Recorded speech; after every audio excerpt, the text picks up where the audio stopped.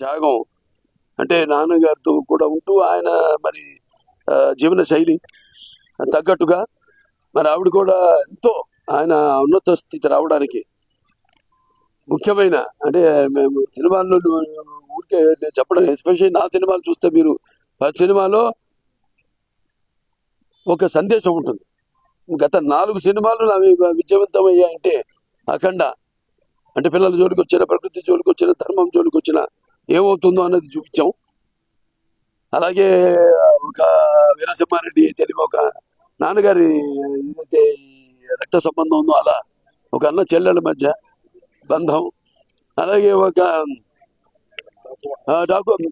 నేలకొండ భగవత్ కేసరి అంటే ఇక్కడ పిల్లలు కూడా ఉన్నారు. మరి గుడ్ టచ్ బ్యాడ్ టచ్ ఒక మంచి సందేశం ఇవ్వడం జరిగింది ఆ సినిమా ద్వారా. అలాగే డాకు మహారాజు ఉందంటే నేను ఒక రాయలసీమ బిడ్డని, అంటే నేను ఒక రాయలసీమ ఎమ్మెల్యేని. బాలకృష్ణ అంటే అంటారు అందరూ రాయలసీమ బాలకృష్ణ అడ్డా అని. అక్కడ నీటి సమస్య తెలుసు నాకు. నాన్నగారి నుంచి కూడా ఆ నీటి సమస్యను రూపుమాపడానికి, వాళ్ళ దాహార్తి తీర్చడానికి మరి ఎన్నో ఆయన మానసిక పత్రికలు, ఒక తెలుగు గంగ కావచ్చు, లేకపోతే ఒక గాలేరు నగరి కావచ్చు, ఒక ఇప్పుడు హెచ్ఎన్ఎస్ఎస్ కావచ్చు, అందరి నివాస్, సుతల స్రవంతి, ఇవన్నీ కూడా ఆయన ఇప్పుడు వాటి కోసం ఒక రూపకల్పన చేయడం జరిగింది. తర్వాత చంద్రబాబు నాయుడు గారు, మన ముఖ్యమంత్రి గారు గౌరవనీయులు నారా చంద్రబాబు నాయుడు గారి అప్పుడు అధికారంలో వచ్చినప్పుడు ఆయన వాటిని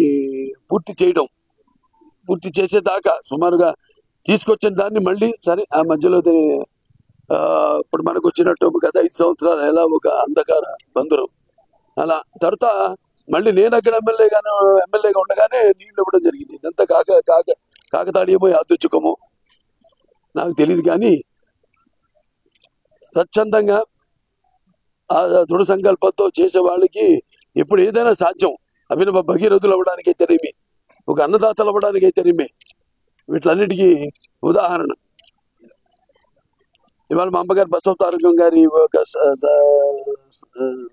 స్మృత్యర్థం Basavaram Tarakam Indo American cancer hospital and research ఇన్స్టిట్యూట్కి నేను చైర్మన్ కావడం గత 15 సంవత్సరాలుగా క్యాన్సర్ బారిన పడిన రోగులకు అందరికి కూడా అందించడం, మనం వైద్యం అందించడం అతి తక్కువ ధరకి, అలాగే నాణ్యమైన అంటే అంతర్జాతీయ ప్రమాణాలతో కూడిన వైద్యాన్ని అందించడం.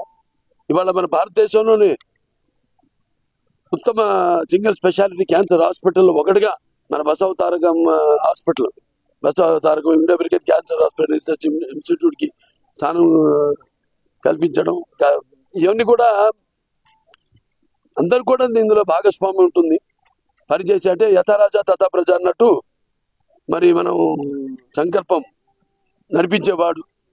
ఇవన్నీ ఇంతకుముందు నా ముందు కూడా గోళ శివప్రసాద్ గారు అయితేనేమి, కాకర సుబ్బారావు గారు అయితేనేమి, ఎంబీబీఎస్ మూర్తి గారు అయితేనేమి, వెంకటేశ్వర్లు గారు అయితేనేమి, వీళ్ళంతా కూడా, అలాగే మన పోలవరపు తులసి గారు అయితేనేమి, రాఘవరావు గారు అయితేనేమి, నూరి దత్తాత్రేయులు గారు అయితేనేమి, లేకపోతే దశరథరామరెడ్డి గారు అయితేనేమి, వీళ్ళందరూ కూడా అందరి యొక్క సహాయ సహకారాలతో ఇవాళ ఆసుపత్రిని నాకు ముందు కూడా బోర్డ్ ఆఫ్ ట్రస్టీస్ ఎవరైతే ఉన్నారో వారందరి సహాయ సహకారంతో ఈ స్థాయికి తీసుకురావడం జరిగింది. ఇక హిందూపూర్ నా నియోజకవర్గం ఉంది. అంటే హిందూపూర్ నాన్నగారు 3 సార్లు ప్రాతినిధ్యం వహించడం, తర్వాత ఇప్పుడు నేను ఇది 3వసారి గెలవడం, ఈసారి 3వసారి కూడా నేను ప్రాతినిధ్యం వహించడం, అక్కడ నీటి కొరతను తీర్చడం, అలాగే ఇంకెన్నో నాన్నగారు కూడా అక్కడి నుంచే మొదలు పెట్టారు. ఎందుకంటే అప్పుడు ఆయన ముందు ఊహించలేదు దగ్గరలో ఇంటర్నేషనల్ బెంగళూరు ఇంటర్నేషనల్ ఎయిర్పోర్ట్ వస్తుందని, కానీ అటువంటిది ఆయన ఆనాడే పారిశ్రామిక వాడ ఇండస్ట్రియల్ ఎస్టేట్ అక్కడ స్థాపించడం, ఇవాళ భౌగోళికంగా దానికి ఎంతో ప్రాధాన్యతను సంతరించుకుంది హిందూపురం నియోజకవర్గం. ఇవాళ పరిశ్రమలు రావడానికి, అక్కడ స్థానికంగా ఉపాధి కల్పించడానికి అయితేనేమి కియా వచ్చింది.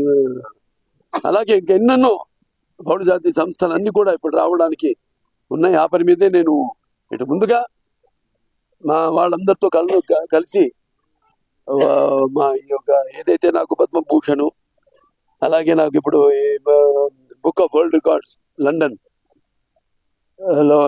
నా పేరు చేర్చడం, అంటే మొట్టమొదటి కళాకారుడు నేను మన భారతదేశం నుంచి. అలాగే నా సినిమా ఏదైతే నేలకొండ భగవద్గీతని అత్యుత్తమ 2023 గాను అత్యుత్తమ రీజనల్ లాంగ్వేజ్ మన తెలుగు భాషకి అత్యుత్తమ చిత్రంగా దాన్ని అన్ని ఒకదాని వెనుక ఇట నాకు ఈ విజయాలు దక్కడం అంటే అది నా విజయాలుగా భావించను, ప్రజల విజయాలుగా భావిస్తాను నేను ఎప్పుడు ఏదైనా. ఎందుకంటే ఎప్పుడు అంటుంటాను ఏదైతే పదవులకు నేను అలంకారమో కానీ పదవులు నాకు ఎప్పుడు అలంకారం కాదని. కానీ ఇదేంటంటే ఇంకా మంచి సినిమాలు తీయండి, లేకపోతే మంచి కార్యక్రమాలు మంచి సినిమాలు తీయండి, ఇంకా మంచి చూడడానికి మేము ఉన్నాం అని మనం పోవాలి ముందు. ఏదైనా సాహసించి నాన్నగారి నుంచి కూడా నేను అంతరించుకుంది అదే. తోడు దొంగలు అయితే ఒక పిచ్చి పుల్ల అయితే అటువంటి సినిమాలు ఆయన ముందు ఆలోచనతో తీయడం జరిగింది.